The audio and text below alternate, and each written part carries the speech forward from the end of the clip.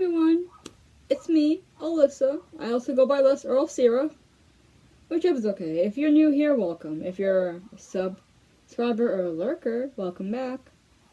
For this video, I'll be recommending books that I either love or feel that are relevant to the current times. The world right now is a very chaotic, overwhelming place, and some people may see reading as a form of escapism. Can you blame us? The books I'll be recommending all have something in common. They were not written by a white author. Some of you may take offense with this, but hear this. White people have had the most space in every part of our lives. Most of the popular pieces of media we consume are either produced or feature a white person or a white cast. Like, black people and people of color have always been seen like in the background and such.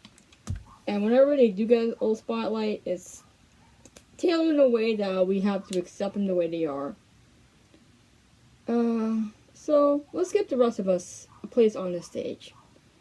I'll be going by genre, not every single genre. I tried to get as many genres as I could, but I haven't read like every single book. Before we continue, a little intro about me, some disclaimers. If I said before, I'm Alyssa. I'm a 27-year-old indie writer and digital artist living in New York, born and raised. I have a bachelor's in creative writing with a minor in film video studies. I also have an MFA in creative writing. Self-published 2 poetry books, Kaleidoscope and Death Rose. They are available either on Amazon and Barnes & Noble. Feels less impactful with each passing headline. Despite these accolades, I am not an expert in the English language, English literature, film productions, digital art, nor the craft of writing. Your favorite book may not be in this video, so don't take that personally. There may be a book that you absolutely hated that may be in this video. Don't take that personally. I have not read every single book, so don't take that personally. Comments are open to discussion, and we are respectful, not assholes. You are free to recommend a book as well, and who knows, you might find a new favorite here. Also, don't come in here saying, why isn't this author here, or is this really a recommendation list? This is a non-exhaustive list, okay? With that said, let's get on with the video. Let's start with fantasy. I've been getting into more series and standalones and I love both. The thing I've noticed with books, especially the ones that are over 20 years old, is that they include conversations about war, politics, gender equality, and you would think this kind of conversations would be resolved by now, but they're still relevant today because we're still having those issues today. And like, I came to this realization when I was reading The Dispossessed by Ursula K. Le Guin, which is not a book that I'm recommending for this video because, while it is a great book to read, Ursula is and was a white woman. Now for fantasy books written by non-white authors, here we go. To start off, we have the 5th season by N.K. Jemisin, Book 1 to the Broken Earth trilogy. We follow the narratives of 3 characters in this apocalyptic Earth. One of them is Essen, who arrives home to see that her husband has killed her son and kidnapped her daughter. Then we have Demaya, who was discovered by her parents to be an origin, or someone who can manipulate Earth. She is given to Shafa, who trains her. Finally, we have Cyanite, who is a rising origin star in this fulcrum society, and she is forcibly partnered with Alabaster.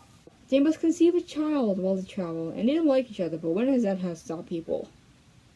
I won't go any further, but if you read books like Gideon the Ninth or Harold the Ninth by Tanzania, then you'll have an easier time reading this because the plot is a bit more concise to follow. Next on our list is a short story and essay collection by Octavia E. Butler. One of these stories includes Bloodchild, which is about reproductive rights and men's role in those reproductive rights. It's all about, like, choosing your autonomy and everything. I think about that, and it has inspired a story of my own short story collection, which I talk so seldomly about. In this collection by Butler, there is also Speech Sounds, which centers on a woman navigating a world where this plague has rendered most people without speech. I like that book because I relate to it as someone whose neurodivergent had to learn to speak growing up after having my ears operated on. Very traumatic time. And this is a book of Martha about a woman who has the power to save humanity. I love when women have power. Now I kind of laugh at this title because at the time I was watching Zack Snyder's Superman movies, and I started laughing when Batman had the kryptonite to Superman and he was shouting, "Why did you say that name? Martha!" I know this collection borders more on sci-fi, but I felt it was like a bit of an overlap. This is my first Octavia E. Butler book, and I will be reading more. A fantasy series not written by a white author is An Ember in the Ashes by Sabaa Tahir. I finished book 2 of the series, and the other 2 are at my library. I started the series because Reads with Rachel was raving so much about it, so I'm like, okay, I'll check it out. She did not lie. In book 1, we followed 2 characters. Laya, whose brother was kidnapped by the military marshals, and Elias, whose family is Indian marshals. Both characters cross paths and join forces when Laya becomes a slave and attempts to save her brother from execution.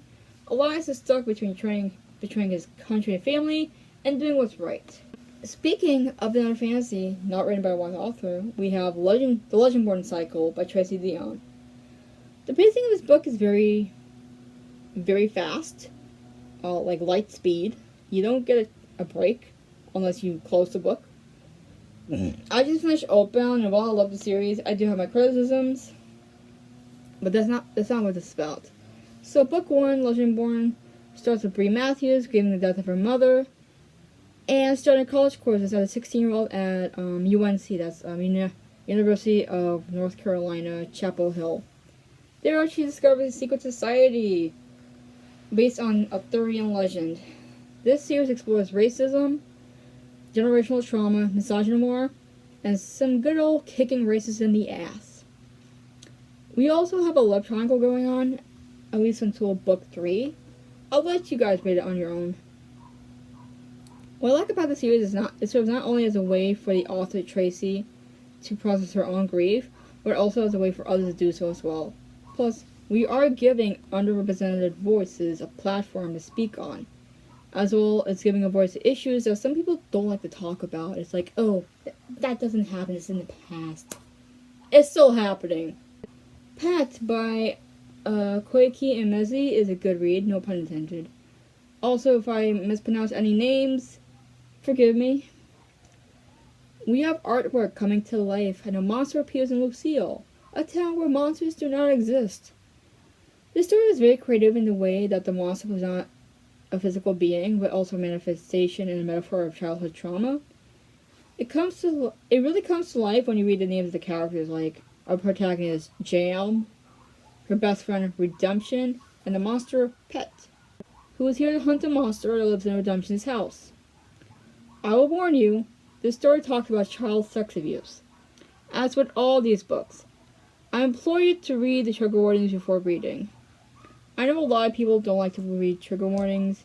It feels a bit spoilerish, or like the peace or politically correct folks. For me, I need to know. I don't like to read stories about like restraint, which is cause trauma, sex scenes, whether they're consensual or not. That's just me, okay? I'm not saying that's for everyone to follow. It is your choice to either read trigger warnings or not. That is your choice. So Let Them Burn by Kamilah Cole is a wonderful read if you love dragons, fighting colonists, fighting empire, and familial tensions. And also sapphic relationships.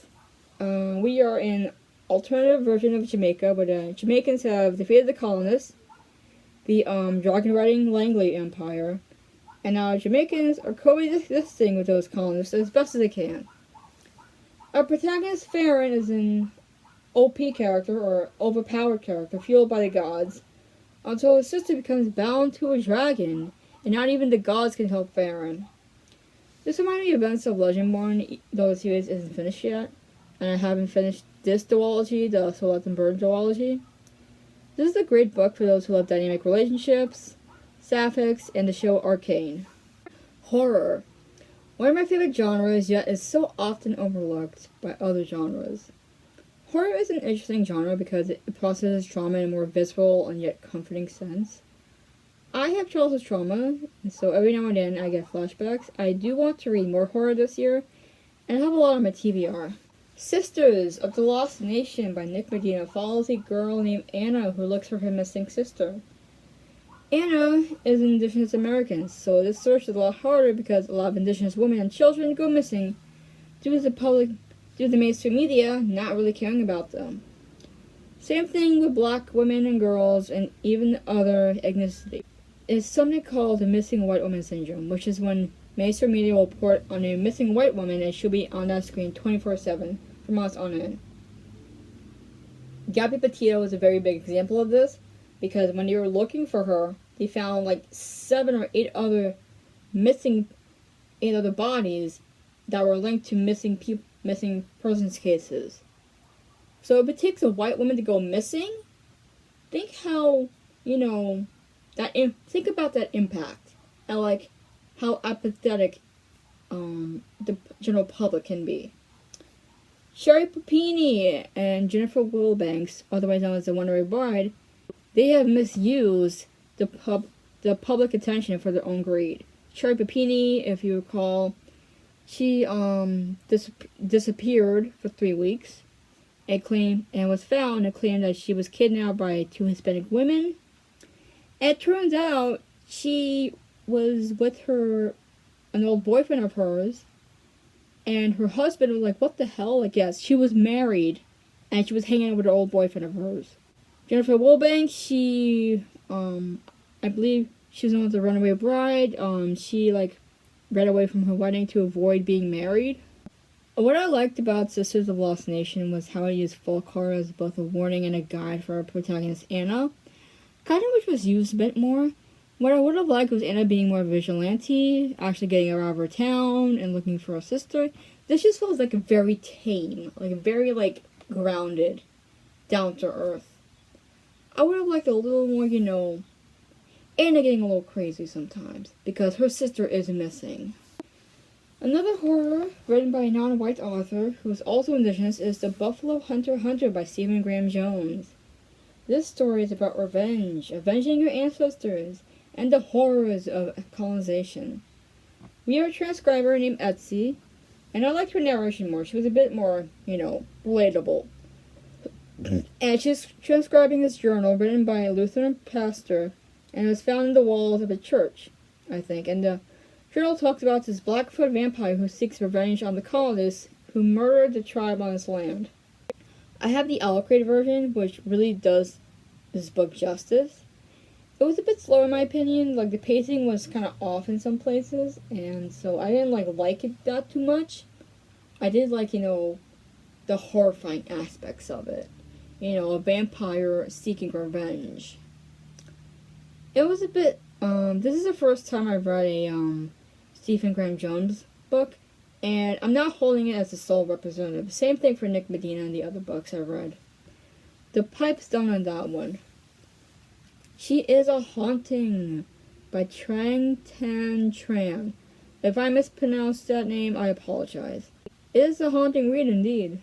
We are entering Vietnam to meet with an estranged, troubled father and his daughter Jade. Jade is trying to make these 5 weeks as best as possible, pretending to be a part of a happy family. We've all been there. Remember Thanksgiving. However, in their French colonial home, Jade wakes up in cold sweats and paralyzed. Perhaps she is haunted by something. It could be helped by the fact that she sees the ghost of a bride. Her dad and sister don't believe her, but another girl does, and she helps Jade in solving this mystery. I did feel like the relationship between the 2 girls were a little forced and wasn't fleshed out properly. And it does have a bit of a tragic ending. She Eats the Night, Volume 1 of the Night Eaters by Marjorie M. Liu, and illustrated by Sana Takeda. Was one of my favorite reads from grad school. I nearly forgot about this, but now I remember it. I will continue the series. We are in Rego Park, Queens, which I'm very familiar with. Some of you may know, I grew up in Olsen Park, and Queens Center Mall was a common place to be there. And I also watched a show called King of Queens, which takes place in Rego Park. Eyes are getting weary, my back is getting tight. I still like Queens Center, but I prefer either my local mall or Roosevelt Field because I now live in Nassau County. Anyways, we follow twins Millie and Billy, who helped their parents Ipo and Keon with a dilapidated house. Little do the twins know they are about to uncover a family secret, and they are the next generation to take it on. The artwork is beautiful. I will be continuing the series. I like how we kind of like shift between YA young adult setting, and then we shift back to like a Hong Kong action scene. And when I was in undergrad, I took a course called East Asian pop culture, I think. And we learned about films like, martial art films like Bruce Lee, Jackie Chan, martial arts film. Oh my god, I'm forgetting the rest. But basically, where like a lot of action films were, and like the difference between like Bruce Lee's way of action films and Jackie Chan's action films. And like I'll put in like an edit or something.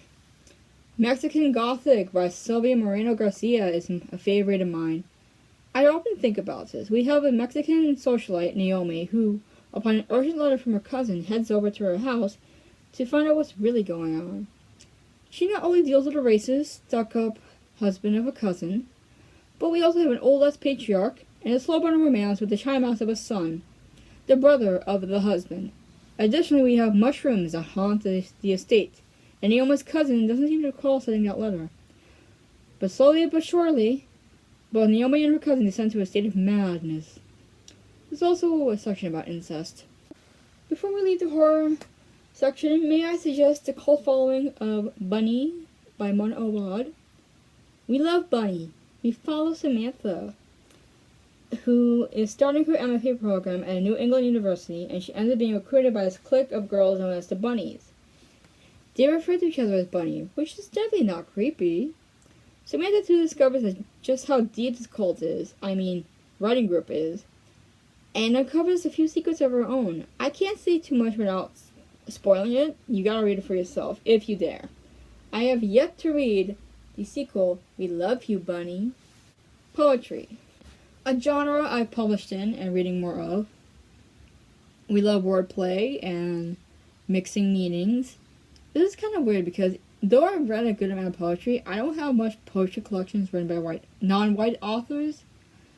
So I'll try to recommend, if I run out of poetry collections, I will recommend my favorite non-white poets. Starting off, we have Rudy Francisco's I'll Fly Away. Most of his poems are short and to the point, but so are his longer poems in a lot of aspect. The book is divided up into sections, each starting with a definition of a word he's made up. This was published in 2020, where a certain kind of poetry was going viral. I tried doing the whole Insta poetry thing, but it's like a whole different ballpark. And I don't know, you have to have the right ingredients and the right angle to go about it to really explode on the scene. And I was 21 at that time, so I was a naive adult when it came to that. Now I just don't write for the profits. I write so other people can read what I write, and hopefully people don't feel alone in what I'm writing about. Poems in this collection talk about events at the time such as Black Lives Matter, civil rights, police brutality, and the deaths of unarmed black people. There's also a sense of spirituality in the way that some of these poems are written and evokes a feeling of bravery and unity. The same way you feel at a church when they're singing. One thing I dislike with the blackout poetry, I see the creativity, but I just don't vibe with it. Non-white poets I've liked are Langston Hughes. I referenced his poem Harlem a few times, especially the Dream Deferred part. I love how he uses the genre of jazz as it was growing, and his writing played with the rhythm, rhyming, and dramatics. This was performance poetry in its infancy. There was also I Too, where he sings about being an American at a time where black Americans were treated worse than animals and used as property, even after emancipation. You gotta remember, this was about 30 years before black Americans given the right to vote. Think about that. Gwendolyn Brooks should not be forgotten. If you recall in my poem, Kiss Like Us, I referenced her poem We Will Cool to emphasize the effects of gentrification and the erasure of black and brown communities in urban spaces. I even mentioned her, too. I talk about her a few times on this channel. I mentioned how cool it was that she was on the stamp. I haven't really said much about her other poems other than the stamp in my poem and her poems. I gotta read more. Joy Harjo is an indigenous poet famous for her poem She Had Some Horses. I've written poems similar to that, but I haven't really published them. Indigenous culture, I hate that generalizations like that is becoming an afterthought when it comes to American literature and history, because we would not have these stories if it was not for American colonialism and trying to erase that history. Indigenous folks' writing is resistance. Joy's poetry captures the essence of America without white interference. We also travel out of Earth and transcend time and space, and I love it when poems do that. I have a lot of poems that do that. Other authors I haven't found a place for in this video, but I will still mention. Ottessa Moshfegh. I don't love every single book from her, but her writing will always leave you wanting more, and once you're done, it feels like you just underwent brain surgery, because what the hell have I experienced? In a good way. My faves from her are Death in Her Hands, which actually inspired a poem in my upcoming poetry collection, and My Year of Rest and Relaxation, which is a bit funny because I currently volunteer at the museum that censors the end of the book. Tigest Girma is a good author to follow. I've read Immortal Dark, a Vampire Academy book, and though I felt it was a bit too intense for me, I will be following the series. I have the Akwaeke version on my shelf with page overlays. Vampires are cool. I got a few vampires in my world. I love the way they write, and I love the way Tigest writes and builds their world. Farida Akwaeke Emezi is an excellent writer I've read. She's been in Ace of Spades and When Sleeping Ghosts Lie, which the second book really hit it for me. I love that one, and it also inspired me to write a dark academia book as well, but I already got so many ideas cooking for right now, so that stays on the list. James Baldwin's a classic, and we should be reading him every chance we can get. I've only read Beale Street Could Talk, and I've been wanting to read more. I'm sure my library has some of his books. If you have access to our library, don't discount it. I listened to some of his speeches, and I watched a special on him. I believe it was American Masters. We love PBS in this house. Emily Varga wrote a great revenge story named Forshia's Wrath, a Pakistani retelling of the Count of Monte Cristo. If you want to read teenage female rage, this is your book. I have the Alcrate version, which is just beautiful. Almost every one of the Alcrate editions I have are beautiful. Praise to the artists and designers. If you reach this far, comment a book emoji, or recommend a book or an author. I'll be on vacation later this month, so I may not be active at that time. We are open to discussion in the comments. Let's be respectful, not assholes. Support me any way that you can. Buy my books, commission art, donate, whatever works. I am selling books that are read via Penguin Books, US only. Make sure to hydrate and be safe. Bye!